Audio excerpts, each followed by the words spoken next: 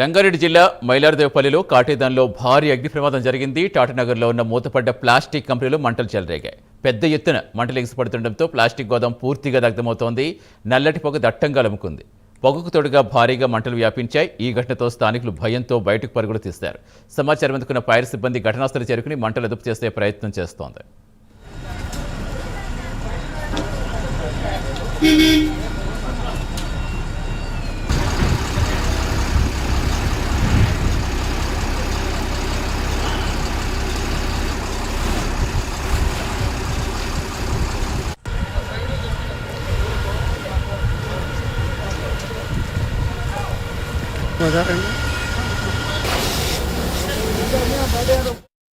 Company ఇలా కాటేదాన్లో మన టాటానగర్లో ఒక కంపెనీ ఫైర్ కాల్ వచ్చి మా రాజేంద్ర నగర్ ఇంకా మన చంద్రయ్యగుట్ట మన హెల్ప్ తోటి మన ఫైర్ ఫైటింగ్ చేసుకోవడం జరిగింది. ఇది మొత్తం స్క్రాప్ కూడా ఉంది. దీంట్లో లోపల ఇది దానా కూడా మిక్చర్ తయారవుతుంది. మీకు ఇప్పటివరకైతే ఫైర్ కంట్రోల్లోనే ఉంది. ఇప్పుడు ప్రమాదం ఇప్పటివరకైతే ఎస్టిమేషన్ ఏం ఇంకా రాలే.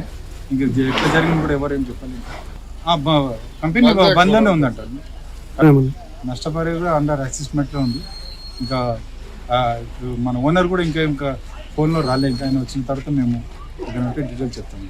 ఇలా కాటేదాన్లో మన